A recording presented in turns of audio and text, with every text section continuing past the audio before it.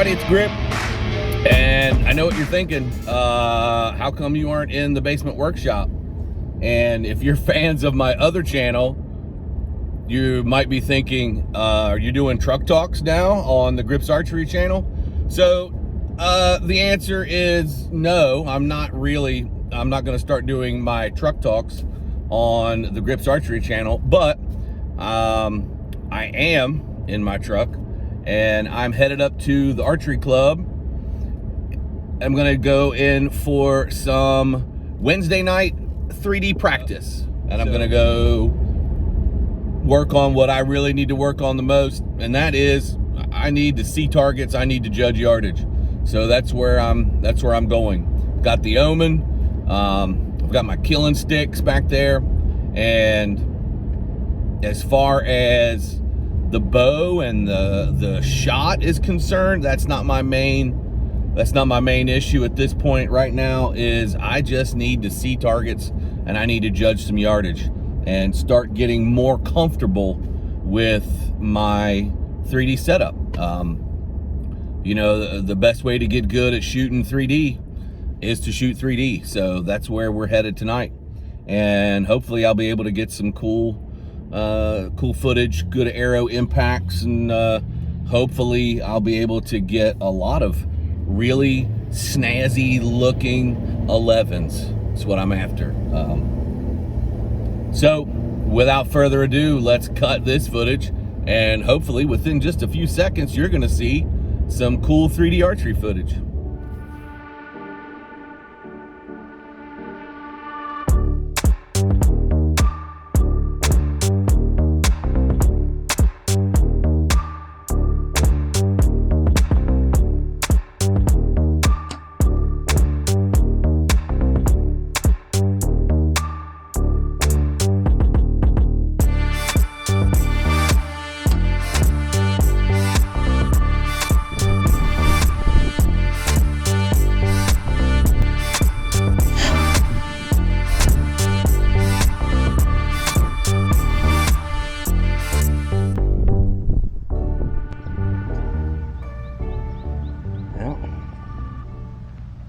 Right on the line, we'll call that a 10. One of the things I hate about this target is there's no margin of error outside of the 10 ring, either high or low.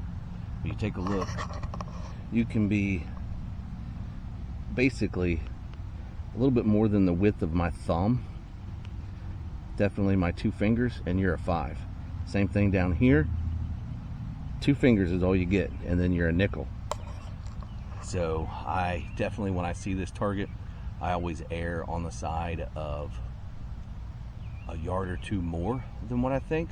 If I'm gonna mess up, I'm gonna mess up high. That arrow is gonna drop faster than it's gonna climb. So I always like to give it, if I'm in between 2 numbers, I'll go with the larger number.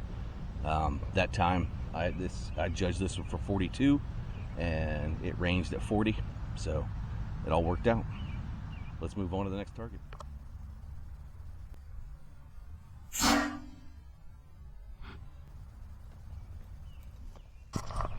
Let's go take a look on the old pronghorn. That one felt pretty good.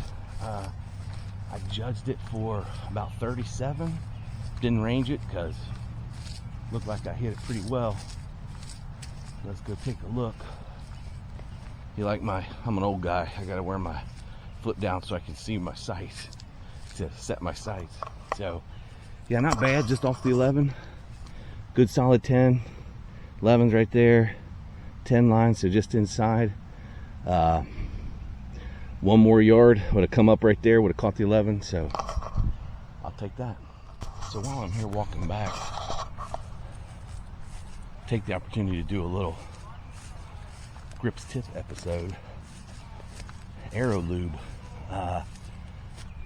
People spend a lot of money on arrow lube. They travel and go to these shoots and they buy this $8, $10, $12 a bottle lube. They're staying in hotels. Here's a tip for you. Grab a bar of soap. This soap, hotel soap, I've had this thing for who knows how long. You can see where I've rubbed it, where I rubbed my arrows on it, and it puts just enough, makes that arrow shaft just slick enough that it pulls right out of the target. So there's a little grips tips for you right there. Don't buy the lube. You're paying for that soap in the hotel anyway. Grab it, get a little pouch on your quiver or on your stool, on your 3D stool. Use a bar soap. You'll thank me later.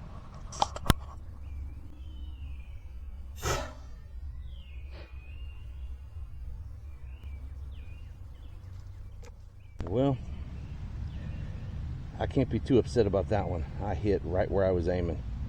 From my field of view, just off the 11 there, but from my point of view, I was just cleared the grass.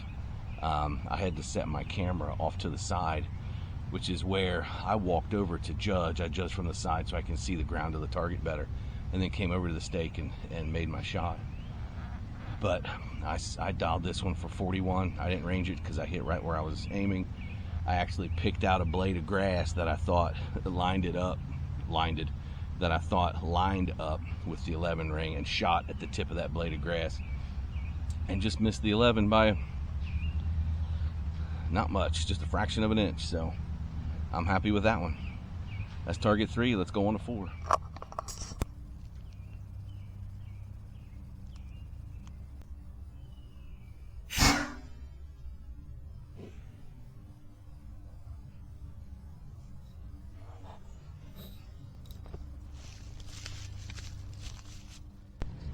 Well, there's my first 11.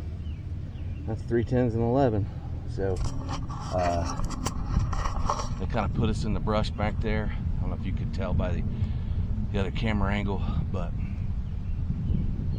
put us in the brush and set this bedded buck out in the open. I dialed it for about 44 and shot it, and then ranged it, and it ranged for 42. So you know what they say, better to be lucky than good, right? I think that's the beauty about that Omen. It's so fast that if I'm off by a yard or two, as long as I'm holding in the 10, I'm probably going to be in there, even at 41, 42 yards. So I'm sure people will argue with me, but proof is in the pudding there. That's a 42-yard target that I shot for 44, and I'm bottom 11. So maybe I was a little low when it went off, but the end result, still a positive for me. Let's go on to number 5. Well, looks like we get a bonus target. I just left 4. There's a sign at the next target for number 5, and there's no number on this one. So I've got a buck target down there, down that way. So I'm okay with bonus targets. So let's go ahead and think about a number and make our shot.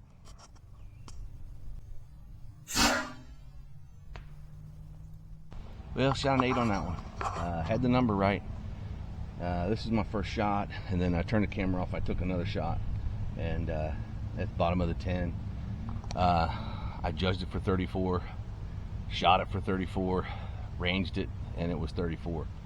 So I think maybe I might have been holding a little low, because I thought I made a real good shot on that second one, and it's down the bottom of the 10. Don't get me wrong, I'll take bottom of the 10 all day, but pulled that one a little bit, a little shaky this evening. I don't know if it's fatigue or got the missed meal cramps, or I'm not hydrated or whatever, but or maybe I'm just old and I can't hold as steady as I used to. But got an 8 on that one, so let's move on to, that's bonus target anyway, so no big deal. Let's move on to 5.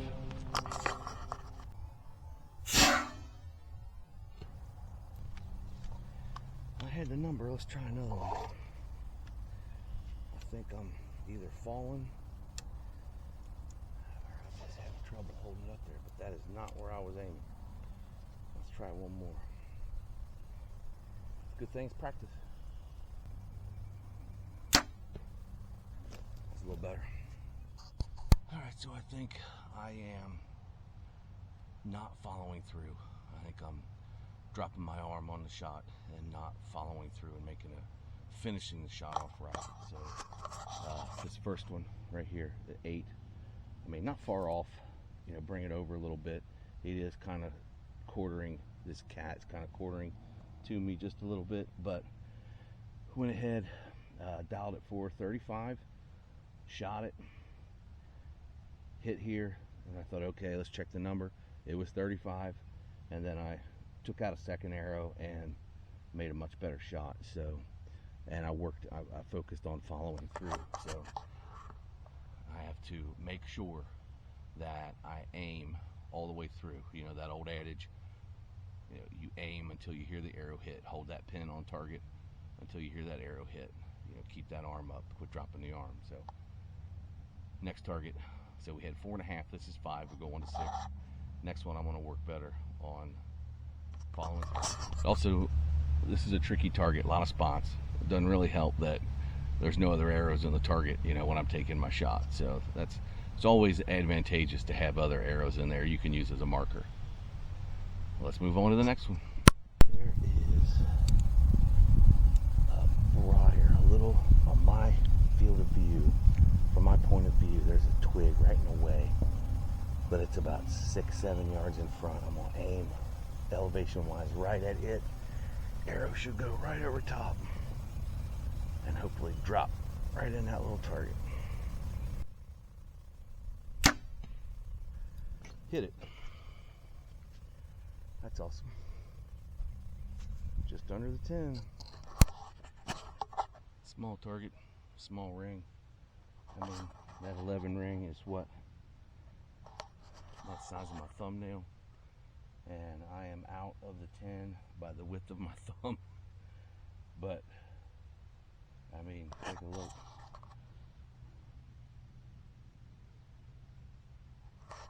Yeah, width of my thumb and almost a nickel. And I don't know if you saw it, but I shot, I said there was that twig right in front. I hit that thing dead nuts. Good news is I cut it off for anybody else that's going to shoot from back there. It won't be in their way. But anyway, left and right's good. And I think I followed through. I don't know if hitting that twig made a difference or not, but I had the yardage. So let's move on to target 7. I'm not even going to play around with this target.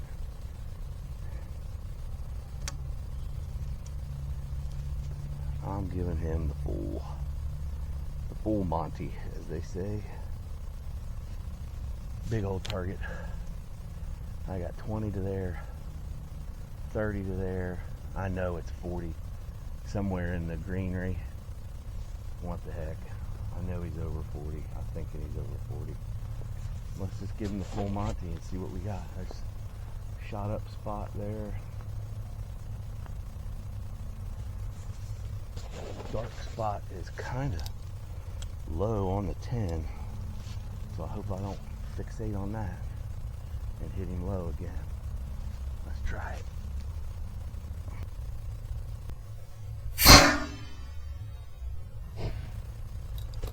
Man, that's low again.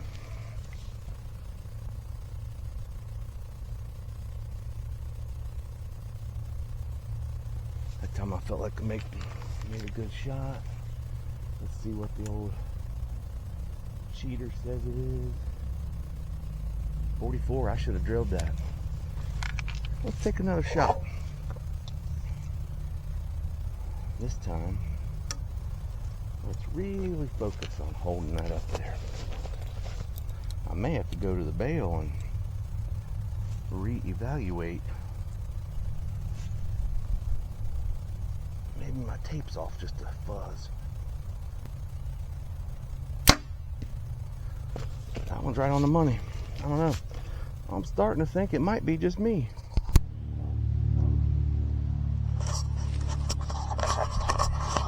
Shoot at 8 on an elk. Oh, that is just a chapter of my derriere. But no arrow in the target.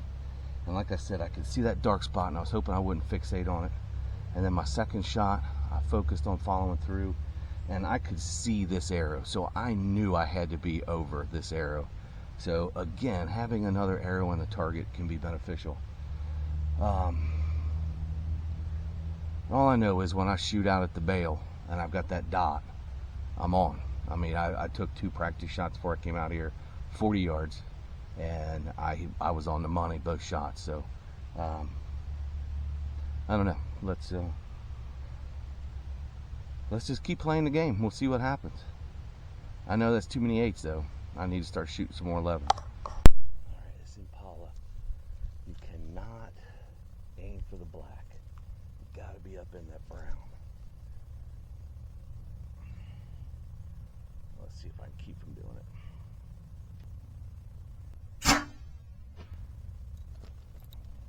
Well, at least I wasn't low. I told myself I couldn't be in the black.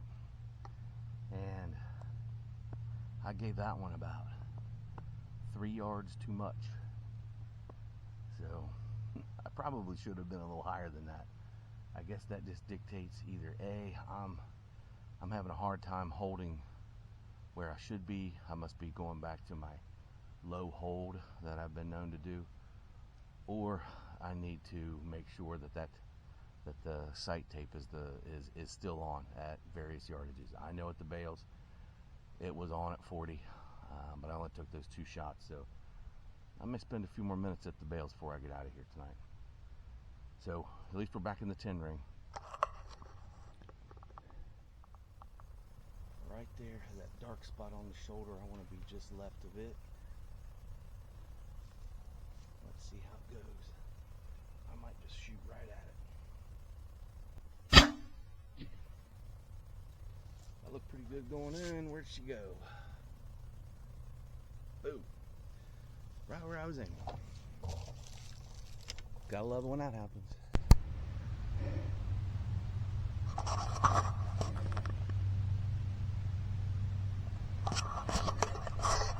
I don't know, that's a close one. I've been with some guys, I would definitely walk away and say, you guys score it, and I'm not going to score my own.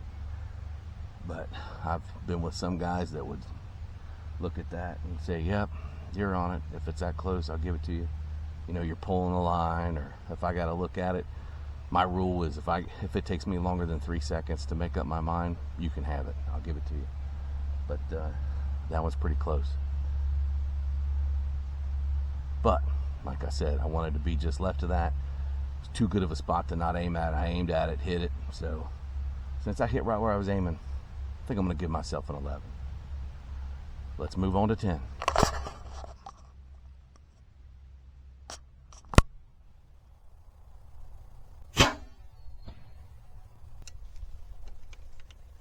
Just a touch high. So that one hit high, higher than where I was holding. And after I shot, I ranged it. And I did the exact same thing on this one I did on the Impala. And I missed it by 3 yards.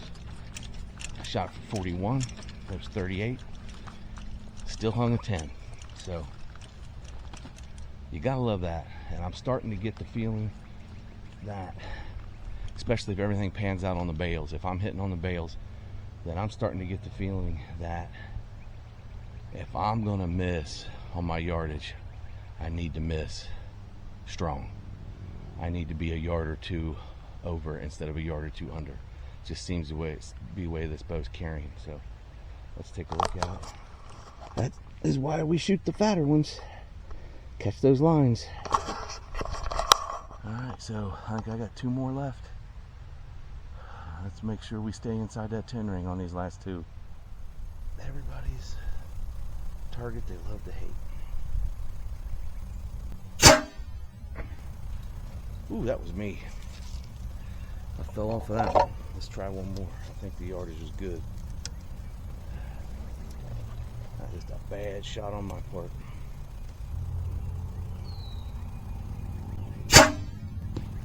That one felt better. I didn't see it though. Let's go down and take a look. So here's a quick grips tip for you for anybody new to playing the 3D game. You'll notice here we have 3 stakes together, the blue, the green, and the red. And if you know the max yardages for the classes that shoot these different stakes, then you'll know that, for example, right here, the green and the red are really close. Green's actually inside the red, and I know the red stake has a max shot of 40 yards, so I'm going to know my shot isn't going to be any further than 40 yards, and I'll know that going in. So kind of an obvious tip, but it's one of those that oftentimes is overlooked by some of the shooters who are a little newer to the 3D game. I almost made it. Got me a big fat nickel. But again, blank target. And that was just a bad shot. I deserve a nickel on that one. I just fell off at the bottom. Did not follow through. I've been telling myself follow through, and when you don't follow through, that's what happens. So, but I came back with a better shot. You know, that second shot was a little better, so a little bit of justification, I guess. But just over the 11.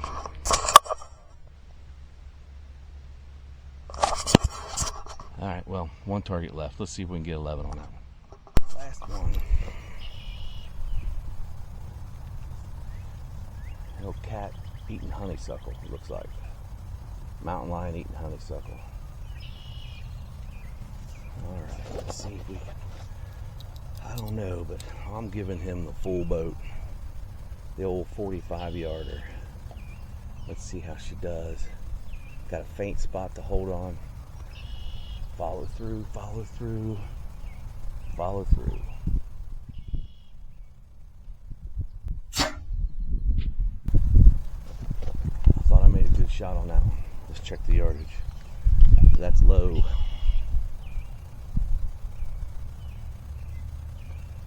Low 10, but not where I was hoping to be.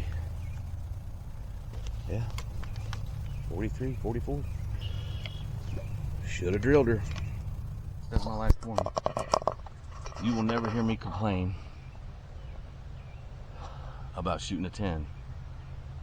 But that thing ranged at 43. I hit it, it was 43, and I hit it again, it was 44, and I shot it for 45. So I should be right in there, but blank target, no arrows in it. And of course, I don't shoot a lens, so I really couldn't zoom in on it. You know, I don't magnify the target, but I'll take that. Yeah, I'll take a 10. Not to mention, this is my second time judging targets and shooting out in the outside of the backyard. So really, it's my second time shooting legit 3Ds this year. So I still got a lot of time to get ready. All right, so I'm gonna go to the bales, do a little flinging, make sure everything is hitting where it needs to be, and then we'll get back in the truck and we'll talk about what happened here tonight on the way home. All right, gang, pulling out of the club, headed home.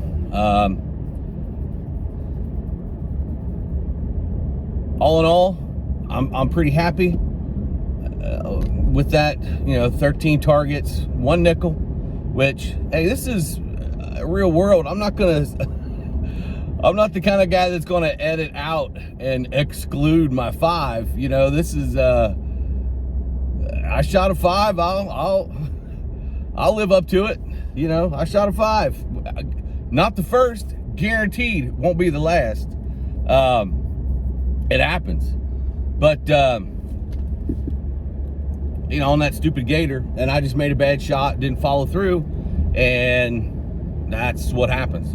So I went to the bales and I shot a few I shot one at 30, and I mean, I was shooting at a 2-inch, 1.5-inch circle, whatever they have spray painted on the bale, and shot at 30 and just center punched that thing.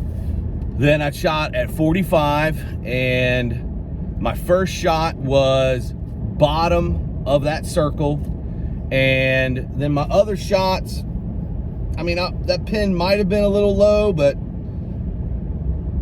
they were all low with the dot. They were under the dot. So I'm thinking that since I haven't put a lot of arrows through that bow since I got it, You know, I got it in mid to late October, and I set it up real fast, shot it a little bit, and then I went hunting. And I already had my hunting bow set up, so that bow didn't get a lot of action during our hunting season. It just kind of was hanging there in Grips Archery. So I think maybe what little stretch on the string or maybe in the cables, I think it got a little, maybe it got a little, something's changed on it just a little bit, because it was on pretty good when I set it up. I think, I don't know, I think I may have to move that needle a little bit. But I know one thing's for sure. I need to spend more time behind the riser. Of that, I have no doubt. I was shooting there at the bail, and I was having a hard time getting that release to go off, just because that pin kept drifting. And when that pin drifts, I quit squeezing, and that makes it hard for that release to go off if you're not squeezing on it. So, you know, if I'm not still pulling through, you know, when that pin drifts, I stop and I bring that pin back on, and when the pin's back on, then I start squeezing again. And you know, I tell people all the time, if you could be in my head, you know, I'm going squeeze, squeeze, squeeze, squeeze, squeeze, stop, stop, stop, squeeze, squeeze, squeeze, stop, stop, squeeze, squeeze, stop, stop, stop. That's my thought process, and until it goes off. So I don't know. I definitely need to spend some more time. I need to flip that bail around and get my my horizontal lines, and I need to back up to yardage, and I need to start shooting at those lines and seeing what kind of trajectory I'm getting. I think maybe something has moved, something has changed. I may need to move that needle just a little bit, but I mean, 30 was dead on. I mean, I couldn't have centered it more with a compass and a protractor in that dot. So I don't know. I need to shoot it some more. That is beyond a shadow of a doubt. I definitely need to shoot some more. And as I said earlier, I need to spend a little bit more time behind that riser. So that's what I'm gonna have to do. So I kind of rambled on there for a little bit, but it's what I get to talking about archery and I can ramble. Just ask anyone who knows me. So as always, everybody, thanks for tuning in. If you saw something you like, you want to click like and subscribe, I appreciate it. If not, no big deal. It's not going to make or break me. So until next time, thanks for watching Grips Archery. I'll talk to you guys later.